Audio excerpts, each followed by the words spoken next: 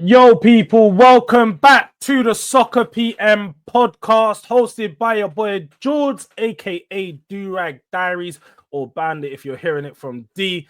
I am joined today by my co-hosts, D from Fam Zone TV, Dean from Fam Zone TV, and then Halftime Hooks. It's in the name itself, it's the channel, Halftime Hooks. What's everyone saying? All good, man. Good, man. Same old. Yeah, I thought I would dash away the individual introduction because you're a champion, but you're not really a champion because it's been like a month, innit? Even though you're still it's one of them ones. I'm not gonna introduce you that way, no. I'm not gonna introduce you that way, Dean, innit? Like it's been a while. It's been a while. You gotta dust it off. And we know news has been released. The fixtures have dropped for the 2025 to 2026 season. So instead of looking backwards, we are looking onwards to what is to come. But before we get into any of that stuff, make sure you are subscribing to all of our channels. It's in the banner at the bottom. You could see it. This episode will be released every Thursday at 6 p.m. But starting there, I'm going to go to Hooks. Is it a conspiracy? Have Arsenal been robbed? Again, you're funny. I don't know, because that's the news in social media right now. Arsenal versus Manchester United, first game of the season. Big game, probably one of the biggest ones you could get. How you feeling about that? I don't know, man. Like I got two kind of perspectives on it. Like one of it is like it's a crazy exciting game for the first game of the season. You know, I can't lie. Going to Old Trafford, I don't think I've ever seen Arsenal go to Old Trafford this early in the season. Both teams have a big point to prove. You know, I feel like Arsenal need to start next season like firing from the get-go, especially considering like the 5 games that come after that. Manchester United, we all know they had a woeful season, so they got a point to prove. They're gonna have a whole preseason with Amorim, so they'll probably come out stronger. I don't know. It's just it's gonna be a spectacle. You know, it's a game. It's a game I would have preferred to have seen after like both teams had built up a bit of momentum and warmed their way up into the season. But hey, man, you got to do what you got to do.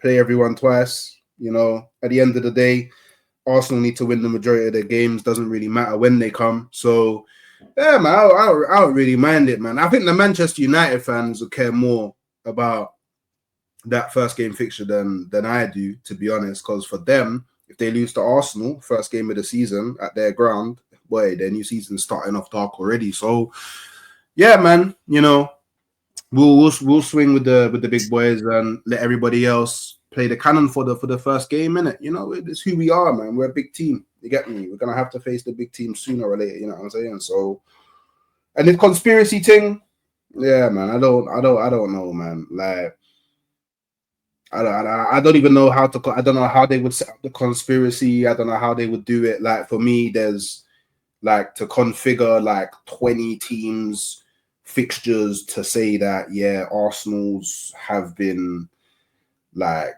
specifically intentionally shafted. I don't know how you could make that claim. So yeah, man, is what it is. Have to play everyone twice. I'm more concerned about the follow-up fixtures than the actual Old Trafford game, to be fair. Yeah, and going into that from there, just so people that are watching know, if you haven't seen it already, Arsenal's first game is Manchester United away. Onwards from that, they have Leeds at home, Liverpool away, Nottingham Forest at home, City at home, and then Newcastle away. So a very, very tricky first 6 games. Or are they not? How do you think of it, D? Wait, just quickly. Do you know what's mad as well? Do you know in our first 6 games and our last 6 games, we played Man City and Newcastle back to back? Yeah, I feel like, I don't know if you guys have noticed, with all the fixtures, it's like that. I think they just do a flip of the fixtures. So however they are in the other end, they tend to flip it around and you'll see the fixtures are in the same order or similar orders. So all the fixtures that, like saying you've got Newcastle, City and Nottingham Forest, it'll be very similar. They'll all be near each other. But D, what do you think about your first 6 games? Obviously last year it was said that Arsenal had a tough start. Are you looking at this as a tough start, or is it just, look, you got to play these teams anyway, so if they're at the start or the end, it doesn't make a difference? Yeah, that's how I'm looking at it. Like, before last year we had this mistake of looking at fixtures and yeah, because we had a good start last year. We had just an equally hard start last year on paper, and we had a good start. We had Aston Villa away first game of the season, then we had Tottenham, Man City, and we had all these teams in the first 5-6 games, Brighton. So we had a hard start last year. We got through it. This year, I'm looking at it as it's a chance to cement ourselves as the front runners. That's how I'm seeing the complete opposite as I saw it last year. Last year, I was a bit, we got the hard teams, and if we get through it, then we got this. But we ended up losing to the Bournemouths and drawing with the Fulhams and that anyway. So this year, I'm seeing it as catch them cold. You got a chance to play Liverpool away from home immediately. They ain't got a clue how Verts or this player or these guys are. You catch them cold. You don't want them. You don't want to play Liverpool away in the last 3 games, just like we had this year. You'd rather play them in the first 3 games or first 4 games. So I'm seeing it as Man United away. You get a chance to just cement and solidify that and put Man United in the dumps. Then you play Leeds. Then you got to play Newcastle away. Solidify. Like you can literally if we come out of this 1 point off the lead or 1 point ahead at the top of the table, give or take 1 or 2 points, we're in a seriously strong position because we've got Man City, Newcastle, Liverpool, and Man United and Nottingham Forest in the first 6 games. It's crazy. You can't get much harder than that. And not only that as well, we've got the 2 hardest away grounds to go to in the league. St. James's Park and Anfield. 2 hardest. And we've got Old Trafford as well. Obviously, we know that's tough. Man City at home. We get through those games where I see ourselves as front runners. You got to remember, I know you're shaking your head because Old Trafford away, but Arsenal don't beat United at Old Trafford. But Old Trafford is no longer the fortress that you're talking about. If you look at Man United's record over the last 2 years, especially under Amorim, forget even 2 years, under Amorim, their Old Trafford record is dreadful in the Premier League. They lost against maybe so, but it's still a extremely tricky fix on the first day of the season. Like no one's looking at Old Trafford like, yeah, that's an easy away win. I don't think we've. I just think you don't want to verse a Man United team with a new lease of life, innit? With that front line of potentially Mbomo, Cunha, and whether it's Gyökeres. But that's what we've got. You know, it's going to be that's fresh. Beginning of the season, you know, it's fresh. You know, it's like, oh, it's exciting. You know what it's going to be like first game of the season. They've got us, and I just feel like we can put ourselves. I'm not looking at it as the glass half empty, where if we don't win it, we're going to be out the title race already. I'm looking at it as this is an opportunity. You've seen the fixtures now, so you know it's going to be 100 miles per hour from the jump, from the goal. So now you got to go and sign the players. It should speed them up in the market, really, to be like, yeah, it's time to get busy and get to work. I see it as an opportunity to cement ourselves as the front runners, get all the hard games out of the way, beat them, top of the table. You got an opportunity to be up there right amongst it. That's how I see it. We fell away too much last year to Liverpool. We gave Liverpool too much of a lead. We got to stay 1 point, within 1 point, or be ahead by 1 point after these final 6 games. Because you got to remember, after that, the games are not easy. Brentford is not easy. Brighton, Fulham, these are not easy teams. There's no givens anymore in the Premier League. So I have to see it as a chance to cement ourselves, man. And speaking of Liverpool, yeah, I think the best chance that we'll ever have of beating them at Anfield is game 3 of a season when they're not warmed up. That's where I see it. Like, there's no momentum behind Liverpool. Like, they've probably played one other home game. Who knows? Maybe they've won one, lost one. Neither team are going into it with too much of a backstory. It's just early on in the season. Maybe some cold legs still. I think it's a real good chance to take 3 points at Anfield. And something so amazing about Arsenal's fixture list this season is by early January, we would have played Liverpool home and away. So they won't even have a part to play in potentially derailing any kind of title charge that we have, or there'll be no we'll have to play Liverpool towards the latter part of the season and it could be neck and neck, and if they beat us then we're out of it. Like, there's going to be none of that next season. So yeah, I don't know, man. I think there's silver linings throughout our fixture list. And Dean, obviously, like they've mentioned your team a few times, you're gonna be reigning champions when you go into that fixtures just on the 30th of August, 3 games into the season. Are you looking forward to that game? Are you looking at this Arsenal early Arsenal fixture? What was you gonna say? What was that?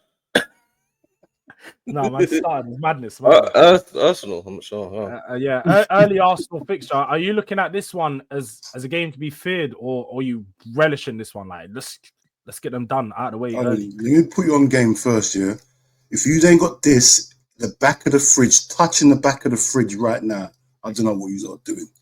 This with weather, you need these back of the fridge, touching the back of the fridge. Has to be touching. Has to be par frozen, yeah. But anyway, yeah.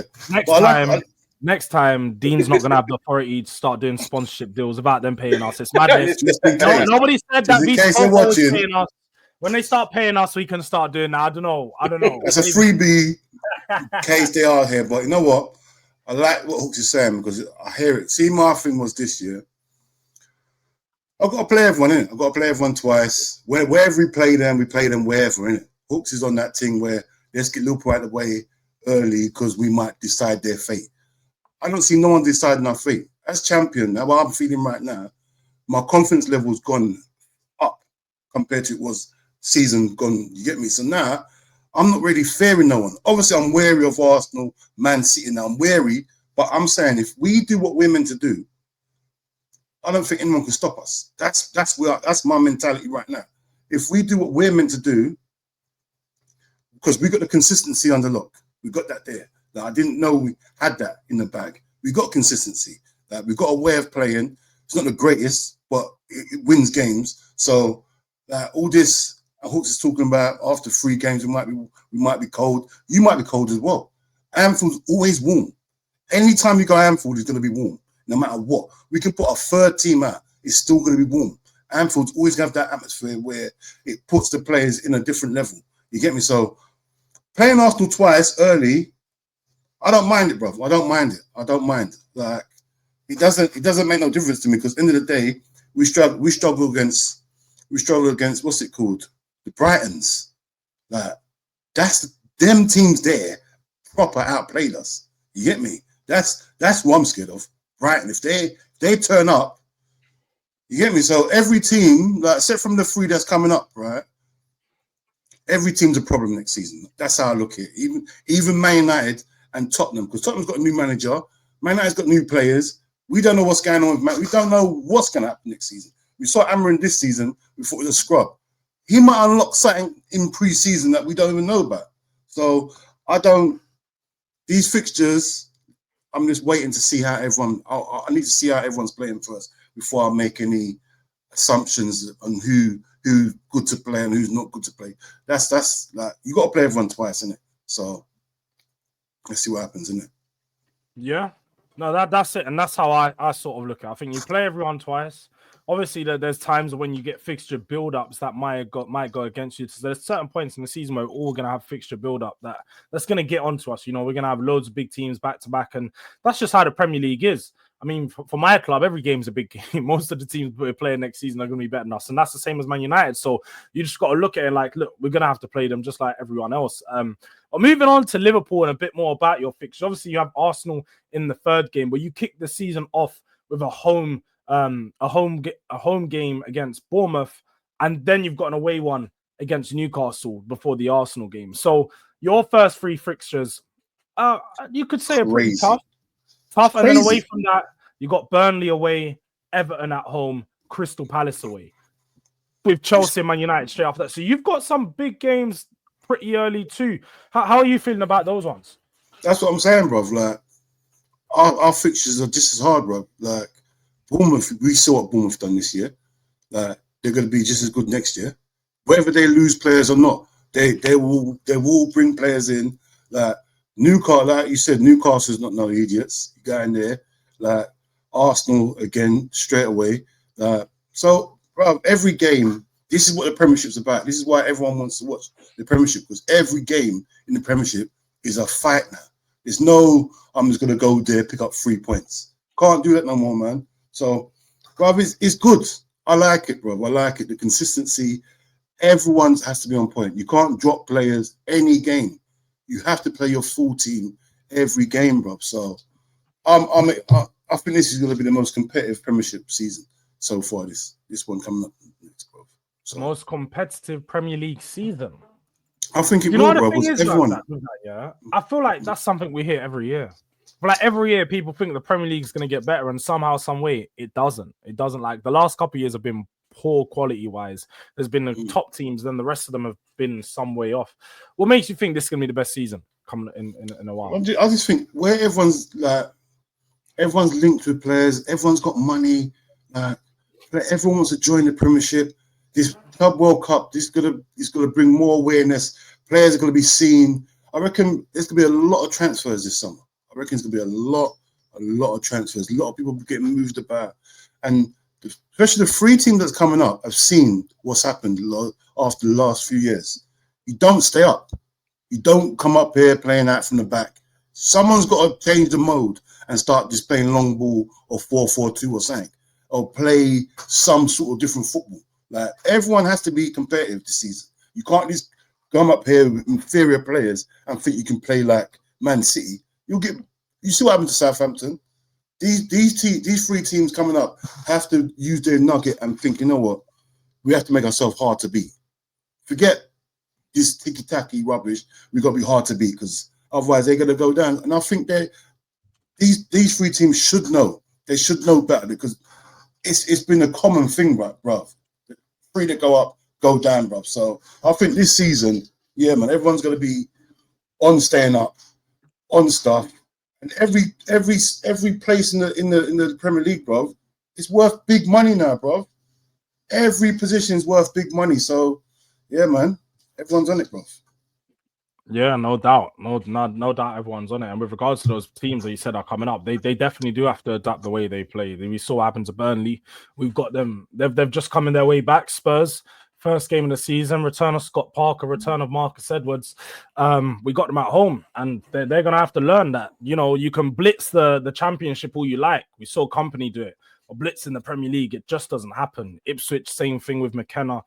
They're going to have to adapt their style, and they're going to have to prepare pretty early. They've got us for their first game, Burnley. Sunderland have got West Ham at home, so that's a fairly favourable fixture for them. And then Leeds, their big return starts off at home as well against Everton. So the two other sides get home fixtures for that. But is there any other big games or big fixtures you boys have looked out for in the fixtures? I know ourselves, Tottenham, we've got City away, second game week of the season.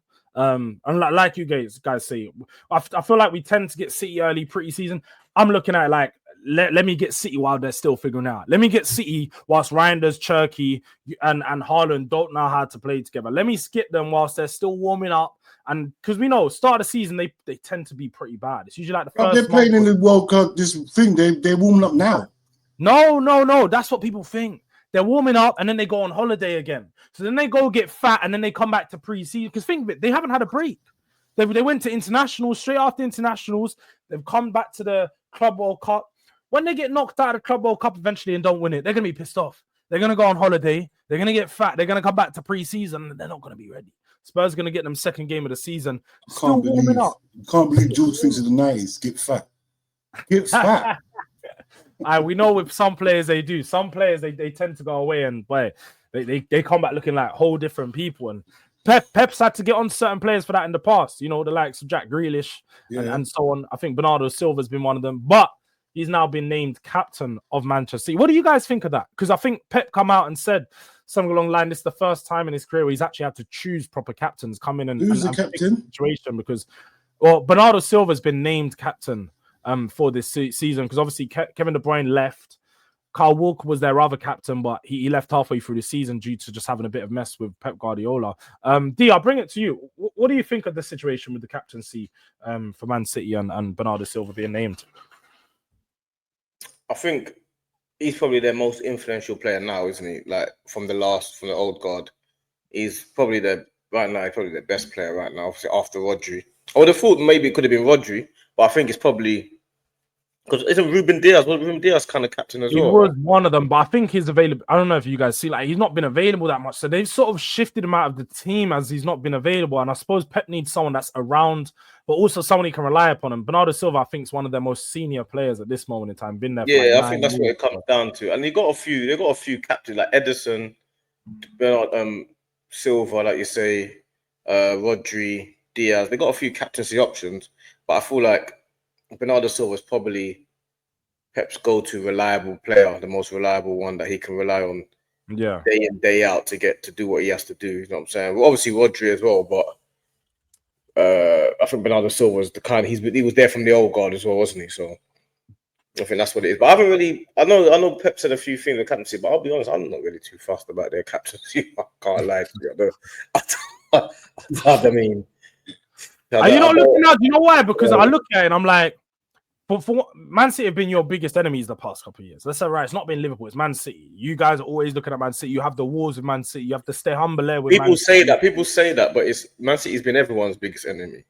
I know, but I mean, you guys have been directly in battles with them. You guys. I would say Liverpool. I would say Liverpool.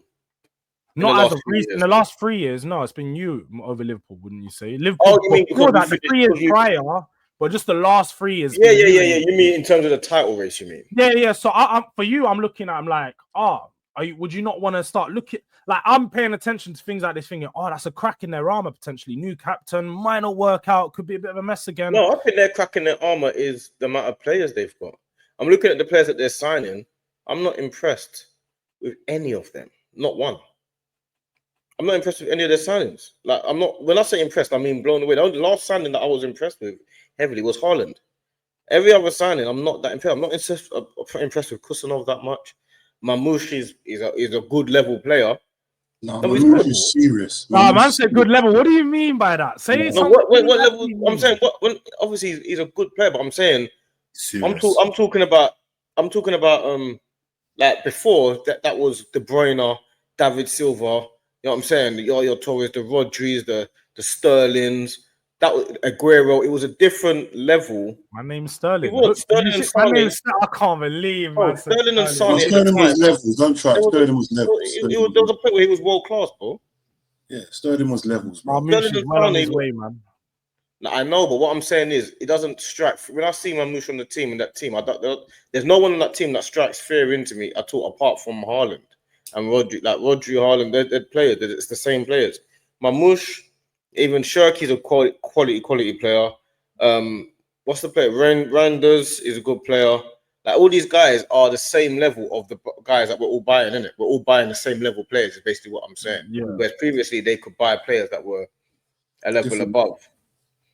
Yeah, I'm not worried too much about their signings. I'm more worried about Liverpool's. I'll be honest. Well, what about you then, Dean? Because obviously, like I say, you're reigning champions, but I suppose when you're looking behind you and you're looking at teams who you're more worried about, is it Arsenal or is it City? I suppose City's the team that worries you the most, right? No, it's still, if Arsenal get a striker, it's Arsenal for me still, bro, because I see Arsenal, they're complete. If they just get a striker, because it's bait, everyone said the same thing. Like, striker, a left winger, not even too much of a left winger. Just if they get a striker, that can push them from where they are to win the league. I don't think there's too much difference between us and Arsenal, to be honest. Man City, hold on one second.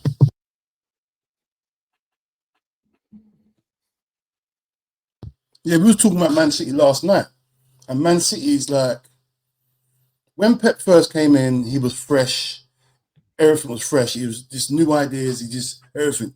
Now, I think like, I'm not doubting Pep, but I'm just thinking the new guard's coming through. I think it's Slot, Arteta, and like you said, maybe Eddie Howe. Like, I'm not saying Eddie Howe, but Newcastle. Like, these are the teams I'm wearing. I know Man City spent money and whatnot, yeah, but if things don't click for them, I can see them finishing fourth. I can see Newcastle stepping in and taking up third place. That's what I can see happening. You get me? So I'm more worried about Arsenal than I am and Man City. And the captain thing, bro, I'll definitely be Rodri, bro. I don't see where Bernardo Silva's doesn't even play. I don't know if he Bernardo plays. Silva's been a mainstay in their team. I'm saying next season. Is he playing next season? Yeah, that's what, but he's always a mainstay in the team. That's my point. Like they all, well, his position, because he plays so many positions. He plays in the 8, plays in the 10, plays in the wing. Pep finds a way to use him, and he's always going to play. It's one of those ones, isn't it? I think he's done. Rodri, he's here for life. Like if he's here for life, he's going to be in the team week in, week out. I can't see Bernardo Silva being in the team week in, week out with all these signings they got, bro. I don't know where he plays. Like, if everyone's there fit and firing, I don't know where he plays. And your captain on the bench, that's nasty. That's nasty, bro. That's nasty. You can't have a captain on the bench. It could be. But I suppose just looking into a bit more, because the Club World Cup was yesterday. They won 2-0 against FC Wydad or whatever the name is. You said you were doing some scouting on Rayan Cherki, and you wasn't that impressed. So talk to us a bit about the City game and what you see from their team. Some of the new signings. The team, like I rate him highly. Jimmy, I rate Rayan Cherki like as in like one of the better attacking fielders in world football. I rate him super highly, but I think he's the type of player that requires the team to be in position behind him. Like I feel like he needs to be that guy that kind of does his thing further on, like in the 10, and is free to express himself. Like kind of how Cole Palmer is for Chelsea, but you know he's got Caicedo and all those guys behind him. Cole Palmer can kind of feel free to be free flowing. At Man City, you don't have that. Doesn't exist. All of those players, how Pep is playing right now, all of them, he's going back to real. He already done the whole. Everyone's structured and everyone in position, and the right backs and the left backs and the solid. He did that for a bit. He's won titles. Now this season he's not having it. He's going back to control, total domination. I want the ball and creative players. That is going to expose Rayan Cherki's defensive qualities and defensive attributes. That's what that's going to do. He's going to be brilliant going forward because he's a phenomenal player on the ball. But it's going to also give teams chances. If you watch the game they were playing, they were getting ripped through. I'm talking about teams. I know they haven't got Rodri playing, but they all had teams. This team was running through them, and they're even their left back Al Nouri is an attacking player. Yeah, Al Nouri is a left back. He's not a defensive left back. So you're going to have constant spaces, constant to get through to this team. I think it's quite risky what he's done. It's brave. Guardiola is very brave from Guardiola because he's gone ultra. You know what? We had a bad season. I'm going to go ultra football. It's very, very, very brave, but it's high risk, high reward, isn't it? And that's what he's banking on. But sorry, try and do the Barca thing, innit? He's trying to go back to how it was at Barcelona, which was obviously is probably the greatest team of our generation, but probably maybe of all time. But that it's a lot harder to do it with Rayan Cherki instead of Messi. You understand? It's very, very, very different.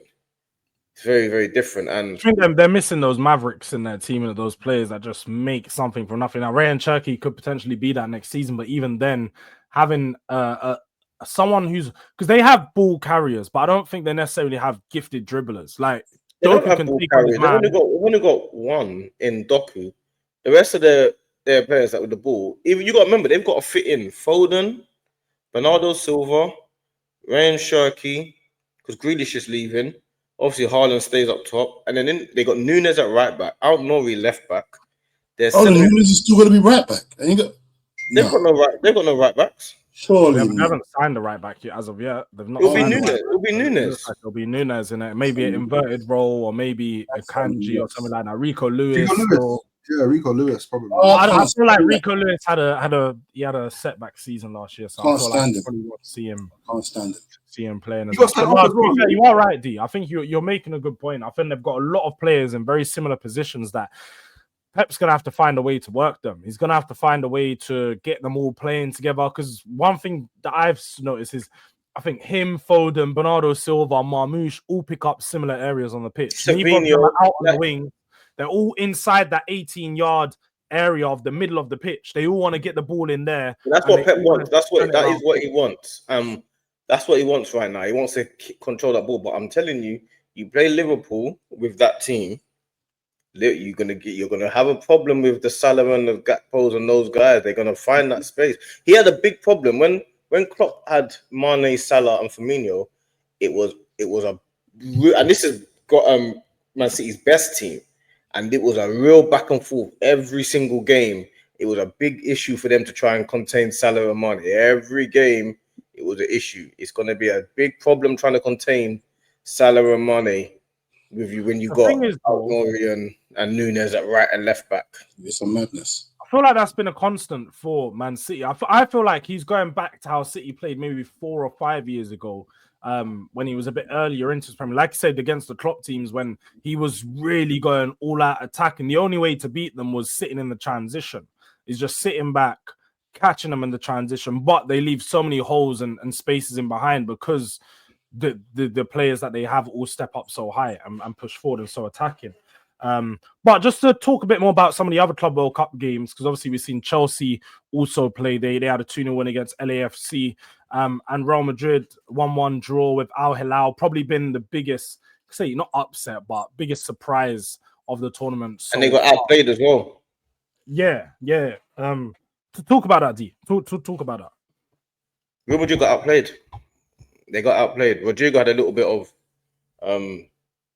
magic, a brilliant pass, but Real Madrid got outplayed. I'm telling you, I was really shocked because when I saw the Real Madrid team lineup, I was looking at it thinking, okay, yeah, Real Madrid, they got their first team. It's a brilliant team. But when I saw Al Hilal's lineup, I was in shock. I could not believe the players that they had. They got some big Ruben Neves and that out there. Like Ruben Neves, Koulibaly, Savic, Lodi, Cancelo.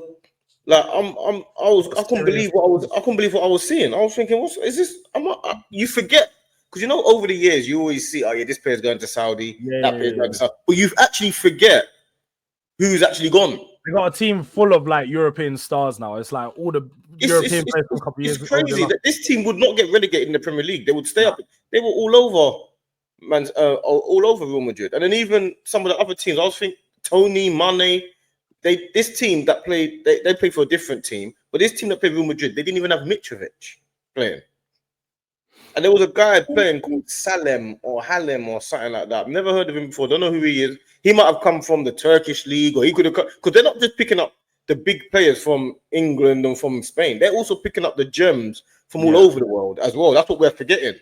There was a guy called Halem or Salem. I was thinking, why don't we buy him? Who's this guy? Like, he was I'm telling you, I think he's a captain. He's like a. Let me see. He's an attacking midfielder. This guy, but I'm telling you, you're looking at it thinking, who on earth is that? And I don't know where he's come from. Somebody might be like, he's on the left wing. Salam Al-Dawasari. He might. I don't know where he's come from. I don't know who that is. But he's a quality player though. Know how mad? He's 33 years of. He's 33. He's only ever played at Al Hilal for 11 years, bro. For 14 years, sorry. 14 years he's been at Al Hilal. Well, he had a great game. I'll tell you that much. But like I say, you forget how many players have gone over to Saudi. So, and like I say, they got people like John Duran. They're picking up players. Yeah, like in the equivalent of in England of like say, I don't know, they might pick up like a Mateta. But across the world, we wouldn't know who Mateta is in Spain. Yeah, do you get me? We wouldn't know the Mateta version of in Spanish in La Liga, but they're picking up those guys as well. So it's a quality. They were all over Real Madrid. I don't know how if Real Madrid are playing at 120%, and they're probably playing at like 90% because they had their full team. They're still trying to win the game, but it was. Remember, it's Lonzo's first game in it. So whether they've got down to and Inzaghi.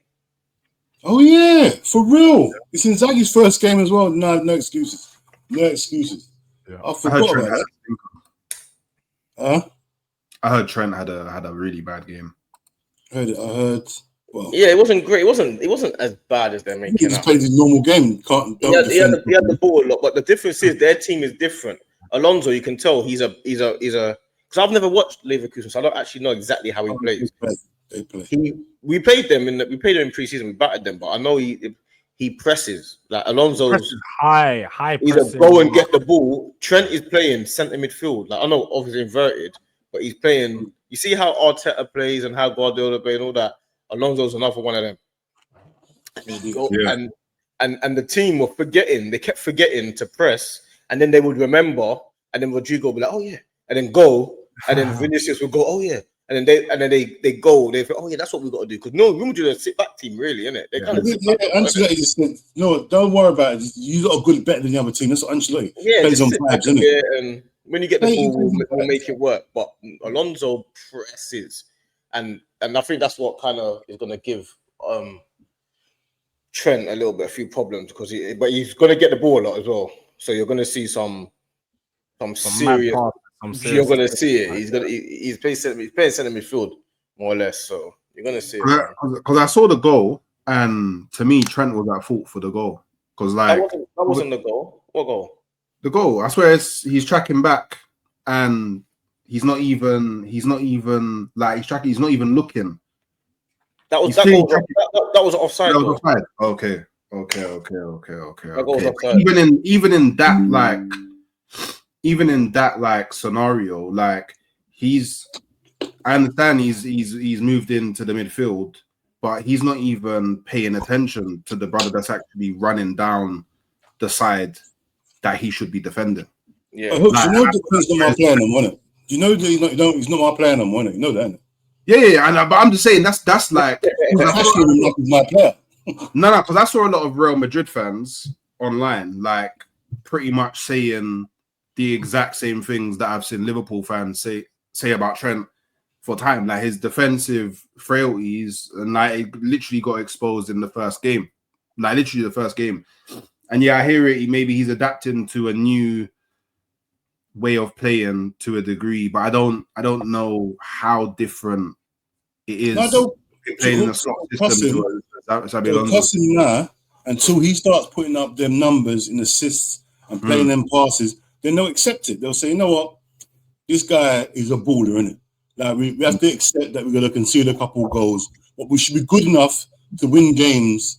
You get me? This is what we have to compromise with. We know everyone knows that Trent's not the best defender. Sometimes he's not interested in defending, but around that corner in that crevice, he can pass it there. You know that. You get me? So he can unlock anything, and that's the things you got to give and take. Them sort of players, man. To have a right back that can do what he does here, there's going to be some negativity to his game, man. So I think they know what they signed up, innit? They know what they signed up. Everyone knows what Trent's about. So I think it's his first game. It is what it is, innit? I'm not making excuses for him, by the way, but yeah, everyone knows what Trent's about, innit? Yeah, can't defend. And it's funny now how you're saying it now. All Liverpool fans want to say it now. Oh, Trent can't defend. Yeah, we're going to see the first thing you said when he said, sometimes he's not interested in defending. No, when Hook said Trent didn't have a good game, the first thing he said is, he can't defend anyway. Like, we're seeing something. I can't wait to watch his back. I said, we all know that he sometimes he can't. He's now you want to add sometimes, but you didn't add the sometimes. What did I say? What did I say? Didn't say he sometimes can't defend before. He said it quite clearly. He can't defend, but it's fine. It's fine. I need an apology later on. Once you watch it back, I need an apology though. I ain't gonna lie to no one. But you mentioned Rodrygo. And obviously I know Rodrygo has been linked with a big move over to the Premier League. And potentially going over to your club. So, what do you think about that potential move? And how was he playing? Did he look good yesterday? He's playing on the right. None of their players looked good yesterday, to be honest with you. But he's playing on the right. He created the assist for the goal. Maybe their striker, when Mbappe was injured, so he had a guy called Garcia, a youngster, and he scored. And then Rodrygo had a brilliant pass. Like, Rodrygo's a difference maker in the final third. Like, that's what he is. Like, he always makes the right pass. He can make the killer passes, and he scores goals. He's a difference maker. He's not really like certain players like Hazards that control the game for the whole game, and that's the main. He's not like that. He's more of a moments player, difference maker in the final third. That's what he is, a goal scoring winger and chance creator in the last bit. So that's exactly what Arsenal need. Like that's what I was gonna say. I feel like you've got Saka who runs games on the right. When you keep getting the ball to him, he can run a game by himself. He can keep just running at his man and keep doing take-ons, keep trying. He's one of those players. But Rodrygo is one of the players, you keep giving it to Saka, he will distract them, and eventually Rodrygo is going to be the guy that pops up with the goal. He's the guy that you've been missing for the past season. You need someone that could just pop up with goals every now and then without needing to, be around for the whole game performing. Hooks, you've obviously spoken about him briefly a few times before, but what do you think about the potential move of Rodrygo to Arsenal? And is this the game-changing move that you need to make happen?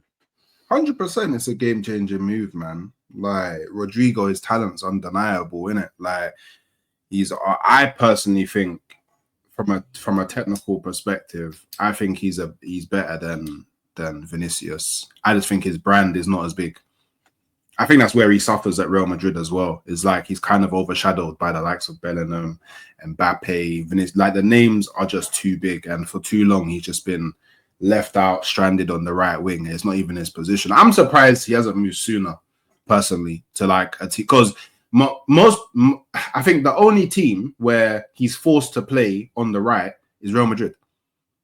I think if he goes to any other team, he plays on the left. I can't think of too many teams that Rodrygo goes to and the left wing just isn't his position. So I don't know, maybe because obviously when it comes to Brazilians, they've always got that like, I dream to play for Madrid or I dream to play for Barca. So maybe he got to the team that he dreamt of playing for and he was just happy to settle and just play wherever because it's Real Madrid, right? But I'm surprised that no one's picked him up sooner.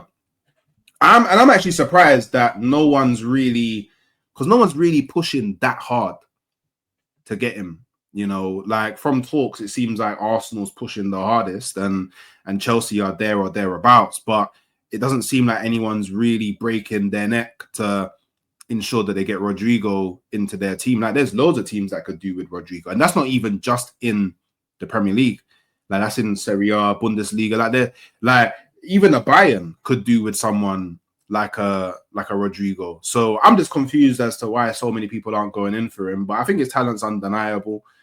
I've had to see Martinelli and Trossard on the left wing. So do I doubt that Rodrygo can do something there for Arsenal? Not at all.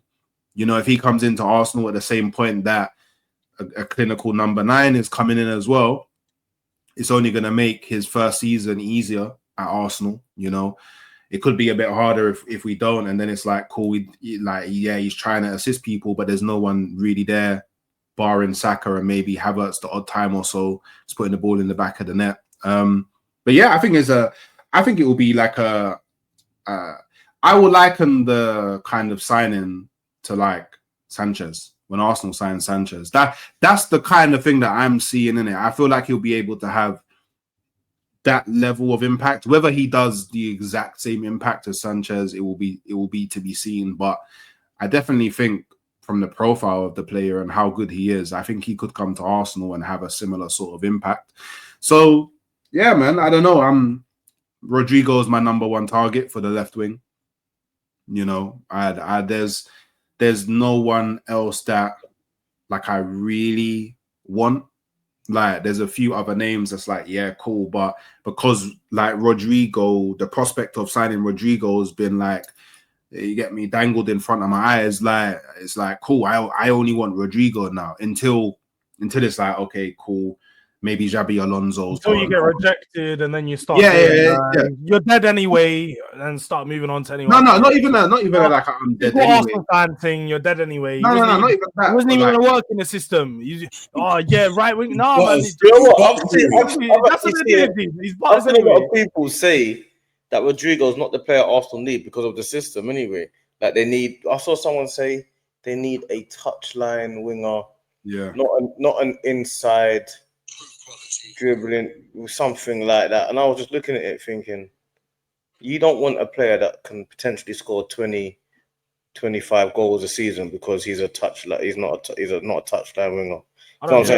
Touchline wingers are players that will get the ball away from goals, so they're less likely to score because they've got the ball on the touchline, innit? They're always receiving it high and wide rather than inside. But they say Arsenal need a touchline winger. That's what this person was saying anyway.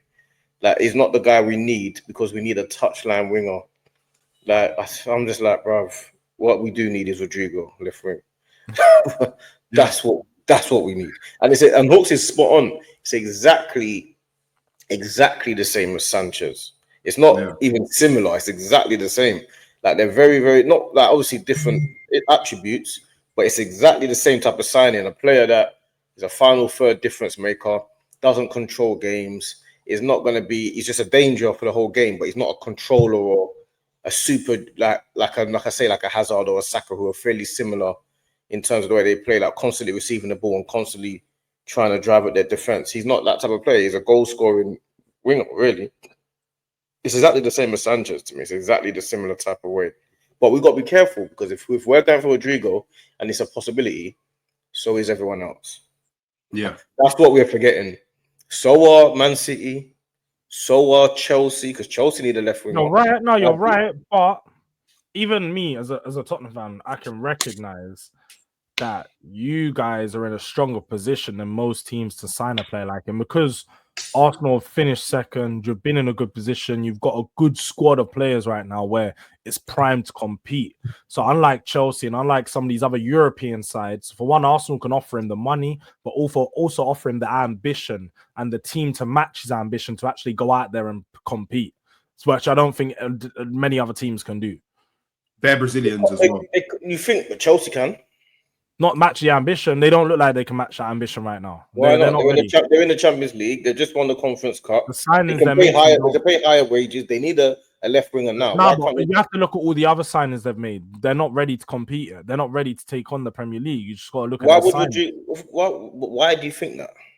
Because the signings they've made currently don't lead me to think that this is a team that can compete for the league. Whereas Arsenal, the signing Zubimendi, that's almost confirmed. If you sign a player like Rodrygo on top of the team you already have, it looks like a very solid base. And he's already seen the foundation of the last 2 to 3 years where you've competed. Yeah, the competition hasn't been as good, and we can laugh at how it panned out eventually. But a player like Rodrygo would know if I come into this side, it's a completely different team already. Yeah, and plus he saw you got battered them last season as well. He played against us. He played against you, man. You'd be like, "Raw, these man are different, bro." I think he'd be very attracted to a move by Arsenal. I think it'll be pushed by whether he, like Hook says, his dream was to play for Real Madrid. If his dream was to play for Real Madrid, he may never leave, and it may just be that he wants to go Real Madrid. But apart from that, I can't see why Arsenal wouldn't be an attractive move for him. I think Arsenal would be the most attractive for him, especially. But that means for anyone then, for any player then. Nah, not for any player, not anyone. Why not? Now he's trying to twist our words. We're saying something. No, What's the difference between Rodrygo and for Arsenal and Isaac? Because you can say, bruv, our left wing is needed, isn't it? That's what we need. So our striker is that. So we need a striker. We need a striker. We don't need a left winger. If we need a left winger, I would say we're the most attractive. Yeah, us. Okay, let me ask Bandit that then. Yes. So do you think that if Rodrygo was going to have the option between Liverpool and Arsenal, do you see Liverpool as more of an attractive option than Arsenal? Because I don't. What? You're more attractive than us. I don't necessarily. Right now, because I'll look at your team as Van Dijk, Trent's gone, Salah. I'm looking at it like it feels like you're in a transition. Verts is in, you know. Trent's gone, Verts in. No, I know, but that's what I'm saying. It looks like you're in a transition. It feels like you're going from top draw class, and then you're trying to stay at the top. That's what it looks like, and you got to acquire those players to get up there. Arsenal feel like they're all at the same. If Rodrygo comes in, he'll be at the same stage as everyone else. But he hasn't seen you win nothing. There's no guarantee. He's seen a guaranteed winning manager here. This guy's guaranteed won something already. So he knows. Yeah, I agree with it. I think it would be very unfair to say that Arsenal more attractive than Liverpool when Liverpool just attracted Florian Wirtz from 3 other massive clubs. He chose them over a lot of teams. So I don't know. I'm saying, but you said Rodrygo. So would Rodrygo rather go Liverpool than Arsenal, you think? I'd say at this moment in time, if Liverpool really wanted him, Liverpool would be the team that he would choose. But obviously, onwards from what we actually know, the reality of what it is, I think Arsenal's the most attractive proposition for him right now. Yeah, that's what I think. I think Arsenal's definitely the most, because, bruv, you get him and a striker, your team's there, innit, really. That's the bottom line to it, innit? Left winger, striker, you're there where you're meant to be. Now we don't know who's gonna win. We don't know who's gonna win the league now. Yeah, we just don't know. Rodrygo, Gyökeres, Arsenal win the league. What with Zubimendi already coming in? 2 + 2 = 4, innit? Hooks makes these things. Rodrygo, Gyökeres. No, I hear what you're saying. If I was Hooks, I'll say the same thing. I'll definitely say that. If I'm an Arsenal fan, Rodrygo, Gyökeres, we win the league. That's what I'll say the same. I'll go even further. I'll say we win the league and the Champions League. We talking about? Yeah, what front three? Like, okay, like all jokes aside. Forget Rodrygo. What front three is better than Saka, Gyökeres, and Rodrygo? In fact, forget Rodrygo. Let's take Rodrygo out of there. Hook said it last season. He didn't like it. He said it last season. He said just Gyökeres is needed. Gyökeres is the difference between them and the Champions League. So forget Rodrygo. I'm not these new man, you know. I'm not these new man, you know. I've been screaming Gyökeres for like nearly 3 years now. I didn't jump on the bandwagon late. I didn't do all of that. Oh, but he's in the not 3 years, maybe 1 year, maybe not 3. What? Bro, I've been screaming Gyökeres for time. Bro, I was there's only that's been a year. So there's only been evidence for a year. So wait. On YouTube. Yeah, cool. On YouTube. I don't care what you said. I've only been on YouTube for a year. If you said it in a back alley with next man, I don't care. Back alley with next man is crazy. Well, clearly that's. So Hooks been screaming since he was at Coventry. Then you wanted them.